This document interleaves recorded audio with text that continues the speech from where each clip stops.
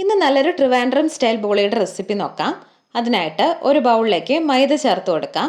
കുറച്ച് ഉപ്പും മഞ്ഞൾപ്പൊടിയും കൂടി ചേർത്ത ശേഷം ഒന്ന് മിക്സ് ചെയ്ത് പാകത്തിന് വെള്ളവും കൂടി ഒഴിച്ച് കൈ വെച്ച് നന്നായിട്ടൊന്ന് കുഴച്ചെടുത്ത് കുറച്ച് നല്ലെണ്ണയും കൂടി ഒഴിച്ച് 1 മണിക്കൂർ ഇതൊന്ന് റെസ്റ്റ് ചെയ്യാൻ വേണ്ടി മാറ്റി വെക്കാം. ഇനി ഒരു കുക്കറിലോട്ട് കടലപ്പരിപ്പ് ചേർത്ത് കൊടുക്കാം. കുറച്ച് മഞ്ഞൾപ്പൊടിയും ആവശ്യത്തിന് വെള്ളവും കൂടി ഒഴിച്ച് ഒരു 3 വിസിലിന് ഇത് നന്നായിട്ടൊന്ന് വേവിച്ചെടുക്കാം. ഇനി ഒരു പാനിലോട്ട് കുറച്ച് നെയ്യ് ചേർത്ത ശേഷം വേവിച്ച് വെച്ചേക്കുന്ന കടലപ്പരിപ്പും പൊടിച്ച പഞ്ചസാരയും കുറച്ച് ഏലക്കാപ്പൊടിയും കൂടി ചേർത്ത് പഞ്ചസാരയൊക്കെ നന്നായിട്ട് മെൽറ്റായിട്ട് വരുന്ന വരെ വഴറ്റിയെടുത്ത് ചെറിയ ബോളാക്കി മാറ്റി വെക്കാം.